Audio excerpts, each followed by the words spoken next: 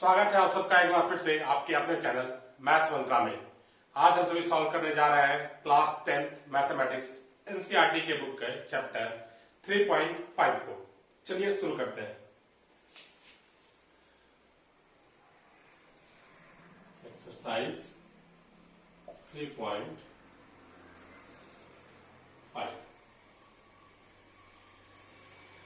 चलिए देखते हैं क्या कह रहा है question. Which of the following pairs of linear equation has unique solution, no solution, or infinitely many solutions? In case there is a unique solution, find it by using cross multiplication method. Cross multiplication method हम सब ने यहाँ पर दो method पहले ही पढ़ लिया है। कौन कौन सा? एक सब्स्टिट्यूशन मेथड और एक एलिमिनेशन मेथड। और ये जो तीसरा क्रॉस मल्टीप्लिकेशन मेथड है ये बहुत ही आसान है। ठीक है, बहुत ही आसान सा मेथड है।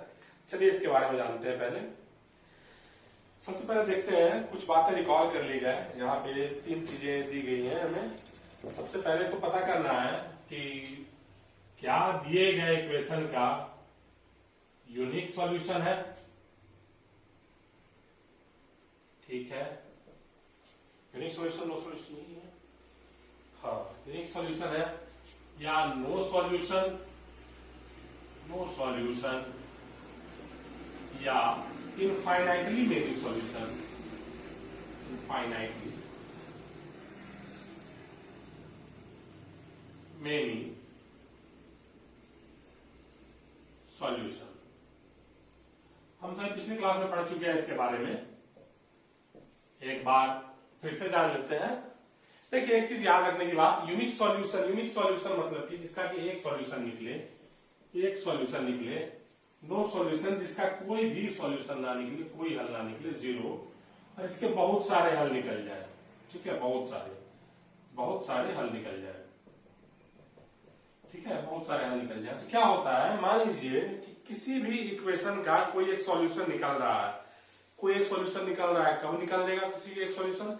जब वो किसी एक पॉइंट पे मीट करेंगे। ठीक है, जब भी दो लाइंस जो है किसी एक पॉइंट पे कट कर रही होंगी तो वहां पे क्या होगा, उसका यूनिक सॉल्यूशन होगा। No solution, no solution, no solution कब? मतलब जब कोई मतलब ही ना निकले। नो सॉल्यूशन का मतलब क्या है कि दो लाइंस जो है वो एक दूसरे के पैरेलल जा रही हैं, उनके एक दूसरे से कोई लेना देना नहीं है। पहला लाइन भी ना दूसरे को कट करेगा, ना दूसरा लाइन एक दूसरे को कट करेगा। डिस्टर्ब करने वाले नहीं है दोनों। काफी अच्छे लाइन है, दूसरे के लाइफ में दखलंदाजी नहीं करते हैं ये लोग। ठीक है, ये लोग रिलेटिव्स की तरह नहीं होते हैं कि आपकी जिंदगी में दखलंदाजी देते रहेंगे कि आपका रिजल्ट क्या आया। ठीक है, तो ये क्या है, इनको किसी से कोई मतलब नहीं है, ये इनका कोई सॉल्यूशन नहीं निकलेगा। अब क्या है, इनफाइनाइटली मेनी सॉल्यूशन। ये रिश्तेदार है, इनको हर चीज से मतलब है। आपके मार्क्स कितने आए, आपने कैसे पढ़ाई किया, मतलब कि क्या कि एक लाइन है, अगर ये दूसरे लाइन के ऊपर कोइंसाइड कर जाए, ठीक है, दूसरे लाइन के ऊपर कोइंसाइड कर जाए तो क्या है, ईच एंड एवरी पॉइंट पे वो मिल रहा है, तो हर पॉइंट पे इसका एक अलग सॉल्यूशन हो जाएगा। ठीक है, अगर मेरे पास कोई दो इक्वेशन दिया गया है, दो इक्वेशन हम लिख लेते हैं। अगर मान लीजिए इक्वेशन दो दिया गया हमारे पास, a1x plus b1y plus c1 equal to 0, और दूसरा दिया गया है a2x plus b2y plus c2 equal to 0। तो यूनिक सॉल्यूशन कब होगा? जब a1 by a2 is not equal to b1 by b2। ठीक है, a1 बाई a2 है वो कभी इक्वल ना हो b1 बाई b2 के। ऐसे केस में क्या होगा, यूनिक सॉल्यूशन मिलेगा हमें।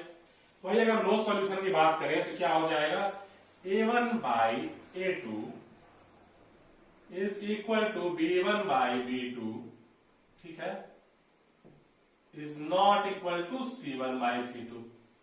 ठीक है, a1 बाई a2 और b1 बाई b2 आपस में इक्वल होंगे, लेकिन c1 बाई c2 इक्वल नहीं होंगे।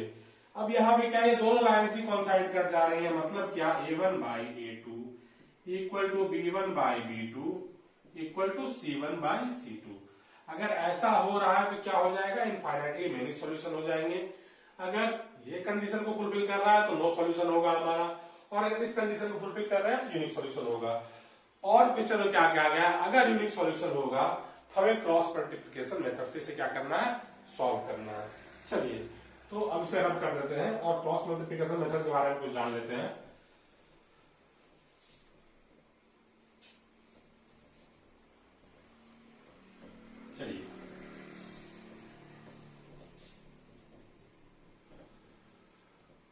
Cross multiplication method.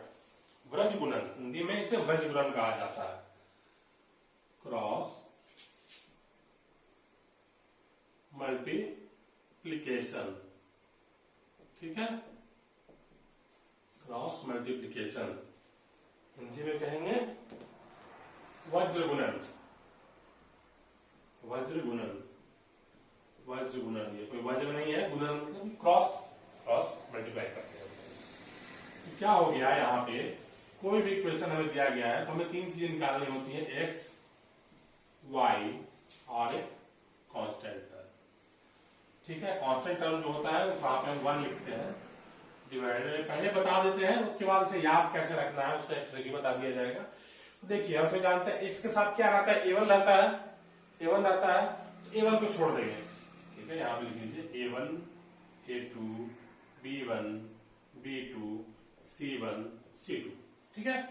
एक्स के साथ a1 रहता है, a1 को छोड़ देते हैं और अगले वाले की ओर चलते हैं। अगले वाले की ओर क्या हो गया हमारा, b1, b2, b1, c2 minus c1, b2, c1, b2, ठीक है, इक्वल टू y का क्या हो जाएगा, y के साथ b रहता है तो b को छोड़ देंगे, c1a2, c1a2 माइनस क्या हो जाएगा, a1c2, a1c2, ठीक है, c1a2 और a1c2। अब उसी तरीके से बात करें हम यहाँ पे 1 के साथ, तो 1 के साथ क्या होगा, कांस्टेंट के साथ अगला टर्म a1 आता है, a1b2, a1b2 minus b1a2, b1a2। यहाँ पे ध्यान देना है, अगर हम a वाले का बात कर रहे हैं तो इसका ऊपर वाला इसके नीचे वाले से मल्टीप्लाई होकर पहले लिखा जाएगा, फिर इसके ऊपर वाले को मल्टीप्लाई करके इसमें से माइनस कर देंगे, ठीक है। तो ये हमारा एक फॉर्मूला जो हमें याद रखना है। अब याद रखने का एक आसान तरीका, याद रखने का एक आसान तरीका क्या, आपको याद करना है B C A B. BC भी याद रखने से कैसे पॉसिबल होगा, देखिए बताते हैं। बीसी ए बी याद रखने से सॉल्यूशन कैसे याद रहेगा, इस चीज को गौर से देखिएगा। क्या करेंगे हम, यहां पर लिखेंगे एक्स बाई, ठीक है, y बाई 1 बाई, ठीक है। अब यहां पे क्या लिखेंगे हम सभी, b1 b2, ठीक है, b के बाद c है, इसके नीचे यहां पे c1 c2, a है तो a1 a2, फिर यहां b है b1 b2। अब सीधा मल्टीप्लाई कीजिए, क्या है यहाँ पे b1 c2 minus c1 b2 हो गया। वैसे y के नीचे क्या, c1 a2 और c2 a1 minus c2 a1 c2 यहाँ लिखिए, c2 a1 लिखिए, बात एक ही है। अब 1 के नीचे क्या, a1 b2 उस तरह क्या a2 b1 minus a2 b1। देखिए मैच कीजिए, हमारा फॉर्मूला सेम आता है क्या, x by b1 c2 minus c1 b2 equal to y by c1 a2 minus c2 a1 equal to 1 by a1 b2 minus a2 b1, ठीक है, same formula है। तो जिस तरीके से आपको याद रहता है इस फॉर्मूला को याद रख लीजिए। इसको याद रखने से क्या होगा, हमारा वज्रगुणन की विधि क्या होगी, वज्रगुणन से सॉल्व करना क्वेश्चन को काफी आसान हो जाएगा। चलिए इसे रब करते हैं और चलते हैं एक्सरसाइज क्वेश्चन की ओर।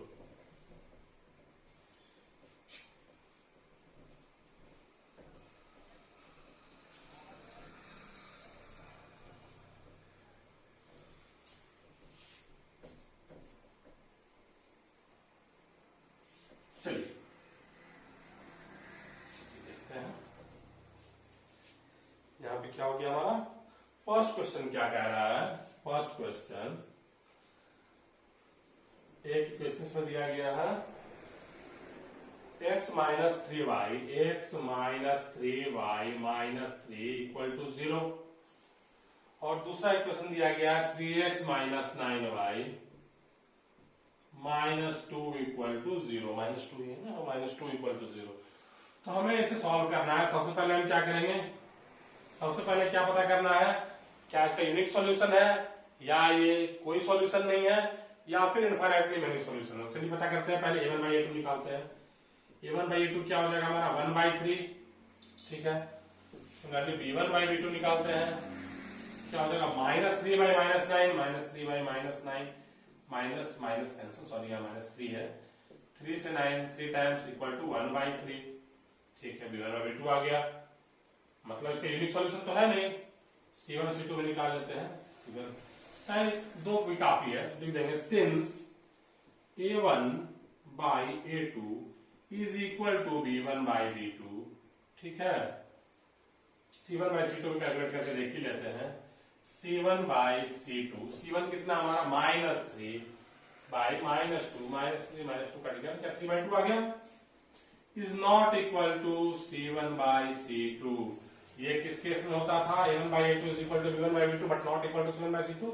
जब क्या हो, पैरेलल हो, जब पैरेलल होगा तो क्या हो जाएगा, no solution. Therefore given equations have no solution, कोई हल नहीं होगा इसका, ठीक है, इसका कोई भी हल नहीं होगा। स्क्रीनशॉट ले लें। अगले क्वेश्चन को देखते हैं। अगले क्वेश्चन को देखते हैं।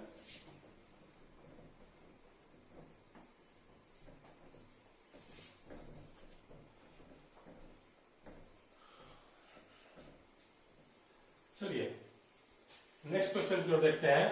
फर्स्ट का सेकंड क्या है, 2x plus y, 2x plus y equal to 5 है, इक्वल टू 5 है, तो 5 को इधर ही ले आते हैं, -5 करते हैं, +5 हो जाता तो -5 इक्वल टू 0। यहाँ पे क्या होगा, 3x plus 2y equal to 8 है, तो 3x plus 2y equal to +8 था तो -8 इक्वल टू 0 कर देते हैं, ठीक है। अब निकालते हैं यहाँ a1 by a2 equal to क्या हो जाएगा 2/3, ठीक है। b1 by b2 equal to क्या निकलेगा 1/2। देखिए क्या देख रहे हैं, a1 by a2 इक्वल नहीं है b1 by b2 के ना, तो हम क्या कह सकते हैं, since a1 by a2 is not equal to b1 by b2, ठीक है। देयरफॉर क्या हो जाएगा, given equations have unique solution, ठीक है। क्या है, यूनिक सॉल्यूशन है।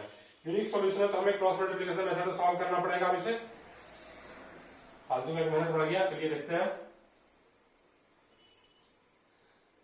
चलिए अब इसे रब करते हैं तो क्या होगा, व्रज गुणन से सॉल्व करने के लिए हम क्या लिखेंगे, यहाँ पे आपको याद होगा b cap x by 1 into -8, पूरा फॉर्मूला पहले देते हैं, फॉर्मूला लिख देते हैं by cross multiplication method, cross multiplication method, ठीक है। क्रॉस मल्टीप्लिकेशन मेथड सॉल्व कर रहे हैं तो यहाँ पे क्या लिखेंगे, x by b1c2 minus b2c1 equal to y by c1a2 minus c2a1 equal to 1 by a1b2 minus b2a1, ठीक है।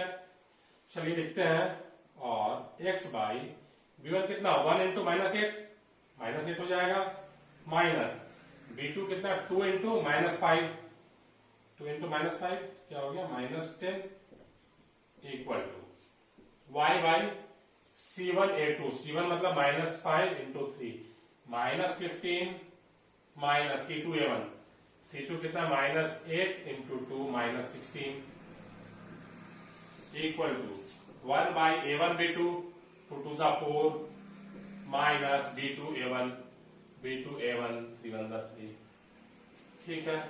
चलिए सॉल्व करते हैं, और x बाई 8 जोड़ 10 तो यहाँ क्या बचेगा 2 equal to y by 15 -15 plus 16 equal to क्या हो जाएगा +1 1, इक्वल टू 1/4-3 लिख सकते हैं।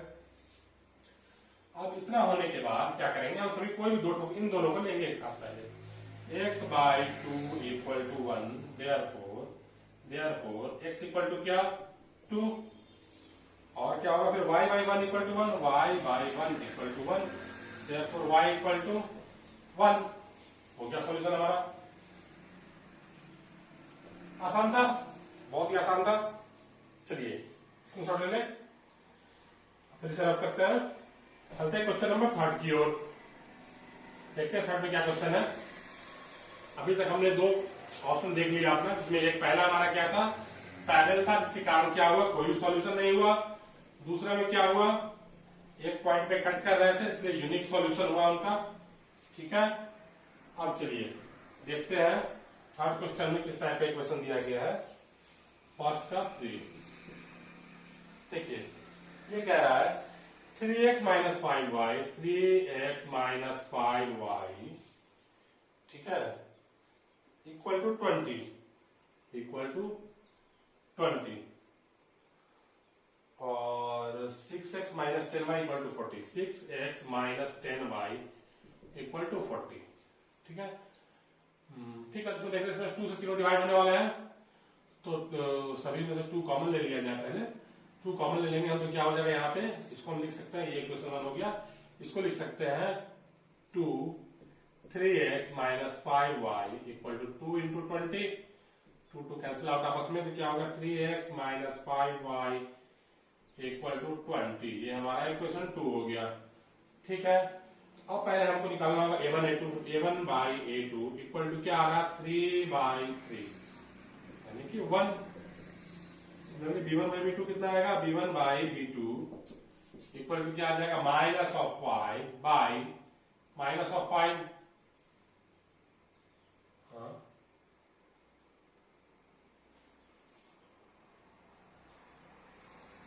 आपस में कट जा रहे हैं, तो 1 आ गया यहाँ भी। पहले c1 बाई c2 निकालते हैं। c1 by c2 equal to क्या हो जाएगा, minus of 20 by minus of 40, minus minus cancel out, 20 से 2 times 40 equal to 1/2।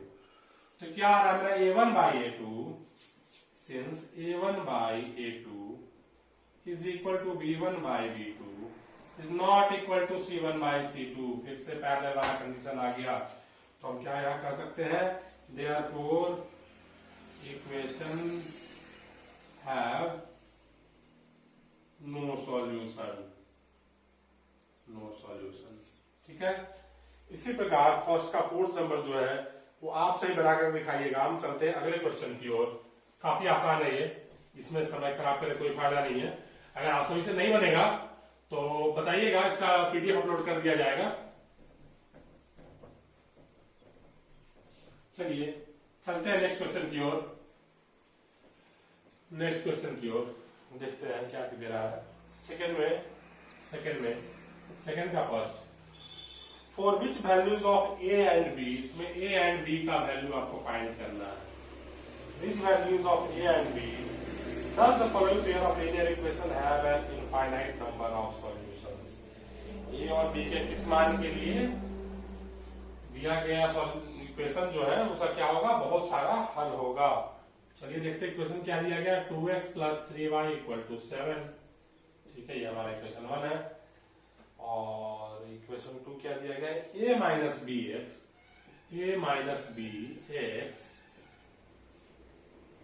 Plus a plus b y plus a plus b y equal to 3a plus b minus 2। ठीक है, सही है। चलिए equation 2 मान लेते हैं हम इसको। अब क्या है, हमको निकालना पड़ेगा a1 बाई a2 क्या हो जाएगा, a1 by a2 equal to 2 by a minus b। ठीक है, b1 by b2 equal to क्या हो जाएगा, 3 by a plus b। c1 by c2 equal to, दोनों माइनस साइन होगा लेकिन दोनों एक ही तरफ है तो माइनस साइन का मतलब नहीं होगा, कैंसिल आउट हो जाएंगे। क्या लिखेंगे, 7 by 3a plus b minus 2। ये हमारा आ गया। ठीक है, ये हमारा आ गया। तो इनफाइनाइटली मेनी सॉल्यूशन होने के लिए क्या होना चाहिए, A1 by A2 equal to B1 by B2 equal to C1 by C2 होना चाहिए। तो लिखेंगे for infinitely many solutions क्या होगा A1 by A2 should be equal to B1 by B2 should be equal to C1 by C2। अभी तो line कंसाइड करेंगे, ठीक है। चलिए देखते हैं, ऊपर लेकर आप कर देते हैं।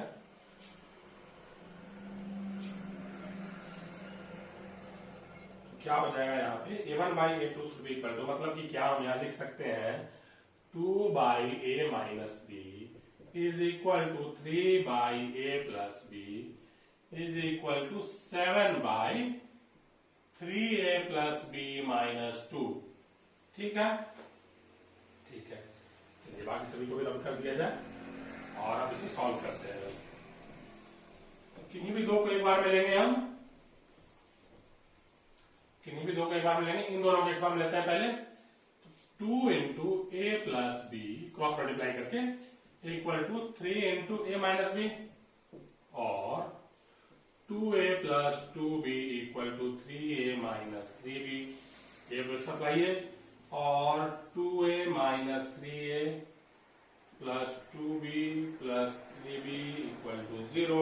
तो यहां पे क्या आ जाएगा minus a plus 5b equal to 0। और हम यहां कह सकते हैं और a equal to 5b equal to minus से बदल जाएगा तो प्लस से बन जाएगा, माइनस से इधर गया तो प्लस से। चलिए इसे मान लेते हैं इक्वेशन 3, ठीक है। a इक्वल टू 5b आ गया। अब पहले हमने इन दोनों को लिया था, अब इन दोनों को लेते हैं, इन दोनों को अगेन रब कर लेते हैं इसे, या आप इस साइड में आते हैं।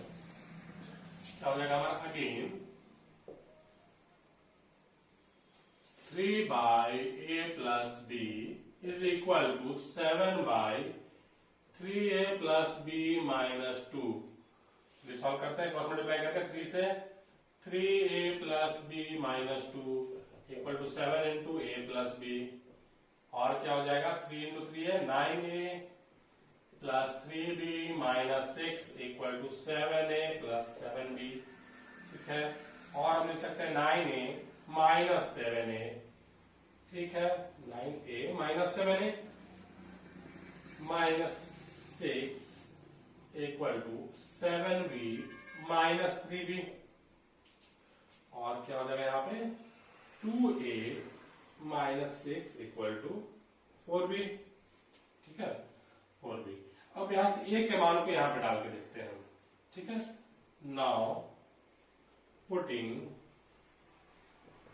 a इक्वल टू a का मान कितना आया 5b आया, 5b equal to 5b put करके देखते हैं क्या होगा 2 into 5b minus 6 equal to 4b। ये क्या हो जाएगा 10b, इसको इधर ले आते हैं b वाले को, minus 4b equal to minus 6 उधर जाएंगे तो प्लस 6 और 6b इक्वल टू 6 से 6 कैंसिल हो गया, b इक्वल टू 1 आ गया हमारा आंसर। तो b इक्वल टू क्या आ गया 1 आ गया। अब b का मान इक्वेशन 3 में रखते हैं। Now putting the value of b in equation 3 रखने पर क्या हो जाएगा a equal to 5 into b का वैल्यू 1 इक्वल टू 5। तो क्या हो गया a equal to 5 b equal to 1 के लिए क्या होगा, ये जो दिया गया इक्वेशन है वो उसका इनफाइनाइटली मेनी सॉल्यूशंस हो जाएगा। 2 का 1 सॉल्व हो गया हमारा। चलिए नेक्स्ट क्वेश्चन की ओर चलते हैं हम।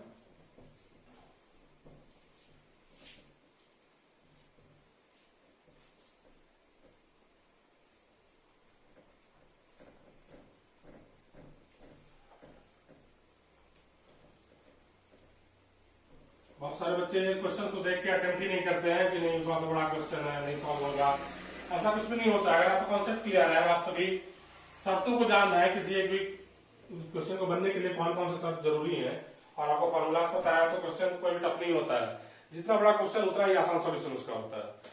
चलिए देखते हैं अब सेकंड नंबर की ओर। For which value of k will the following pair of linear equation have no solution. No solution कब होगा?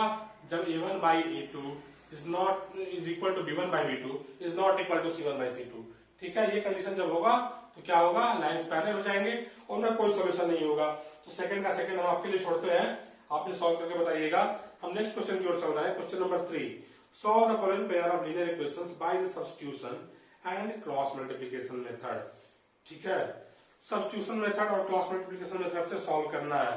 तो सब्स्टिट्यूशन मेथड भी आपको बताया जा चुका है, क्रॉस मल्टीप्लिकेशन मेथड ही बताया जा चुका है। आप सभी इसका सॉल्यूशन करके दिखाएंगे। अगर आपसे नहीं बन पाएगा तो नेक्स्ट पार्ट में हम सभी इसके बाकी सारे क्वेश्चन को सॉल्व करके और अपलोड करेंगे। आज वीडियो कुछ ज्यादा ही लंबी हो जा रही है, तो आज के सेशन को यहीं तक रखते हैं। अगर आज की सेशन हमारा आप लोगों को पसंद आया हो तो हमारे चैनल को लाइक जरूर सब्सक्राइब करें और हमारे वीडियोस को लाइक करें और अपने दोस्तों में शेयर जरूर करें, ताकि हमारा कंटेंट अधिक से अधिक लोगों तक पहुंच सके और हमें प्रोत्साहन प्राप्त हो। ठीक है, इसके साथ आज एक सेशन यहीं समाप्त करते हैं। धन्यवाद।